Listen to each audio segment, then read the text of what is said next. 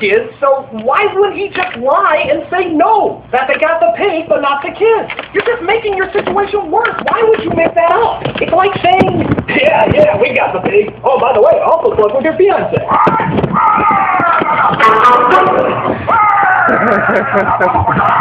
Now Hanky and the pig, though, by following the bus wherever it goes. But luckily they escape because the sons are distracted by a cross-dressing madman with pantyhose on his head robbing a thrift store. Now, I'm going to repeat that because it bears repeating. A cross-dressing madman with pantyhose on his head, red pantyhose, mind you, robbing a thrift store. You know I'm tired. I'm so tired. Not of the bad movie, though, granted it is horrendous, but of films like this that focus on one thing when clearly they should be focusing on another. What is this guy's backstory? Was he down on his luck? Was he a mental patient? What drove him to do this? Why is he dressed up that way? Any of these questions is far more interesting than knowing what's going to happen to this fucking talking pig. And yet it's the fucking talking pig that we're focusing on. Shame on you, movie! Shame. So, getting back to the not cross-dressing robber story, Hanky and Gordy come across Ginny Sue and her dad, what a coincidence, and they decide to give him a lift, when they suddenly come across some sad news. Henry Royce is listed in critical condition. The billionaire who suffers from a heart condition has taken a turn for the worse and is not expected to live. Grandma! So, like most of the really important stuff that happens in this movie, the death happens off-screen and makes news around the world.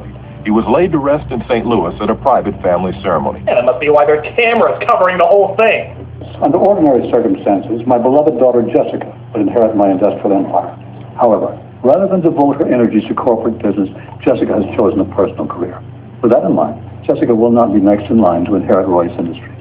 So the daughter doesn't get it and the grandson is too young to own it. Who's that gonna leave? Therefore, I leave my entire fortune in the care of Gordy. That's right! The fucking pig gets the fortune! Well, half the fortune anyway. I'm sure he left one fortune with pogo stick and the other fortune the color blue. But hey, a will's a will! So now Gordy the pig is rich. You can't make this stuff up except for the fact that somebody has done extremely poorly. With Hank, We were no longer an ordinary family.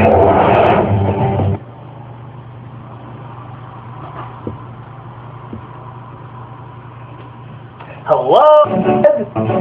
Means, ladies and gentlemen. Power in the house, everybody. You mean all? You have it in your nightmare. As they listen to the latest cross-dressing Critical condition. who left one fortune with get the company up except for the fact that somebody has done extremely poorly. With Hanky as his translator, yes, his translator, Gordy uses the money to play the stock market, get the company back on top, everything except looking for his fucking family. Hell, he even does TV interviews. Tell us, Gordy, as the new darling of Main Street and Wall Street, what are your views on the outlook for the American economy? That's very good, Gordy. Now, if you'll excuse me, my professional career as a journalist is over.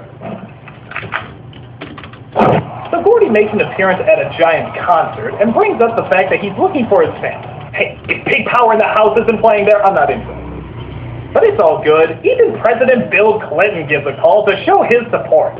This is the President calling from the Oval Office. On behalf of the American people, it gives me great pleasure to unveil in your honor your very own postage stamp.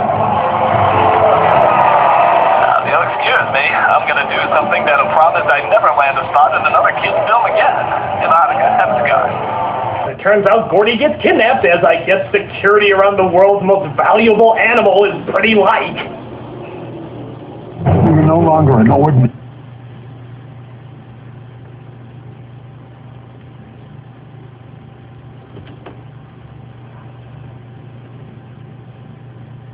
Hello, family. Hell. Antarctica, have a cigar. It turns out Gordy gets kidnapped, as I guess security around the world's most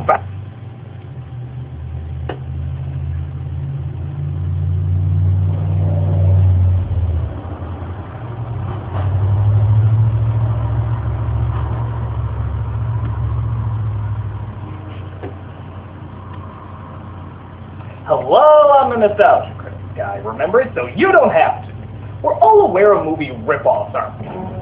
Whenever a big hit comes out, there's always an underground rip-off with a similar title to make people think it's somehow connected to the original, if not believing it's the original itself. For example, you got Babe, and then you got Gordy. Oh, you nasty rip-off of a movie, you! How dare you try to take the good, wholesome decency that this film created and you try to cash in on it! Oh, you're a despicable movie! Despicable! Despicable! What? Gordy came out first? Okay, let's switch him up, baby. Oh, you nasty movie! Nasty, nasty Babe! How dare you try to rip off Gordy?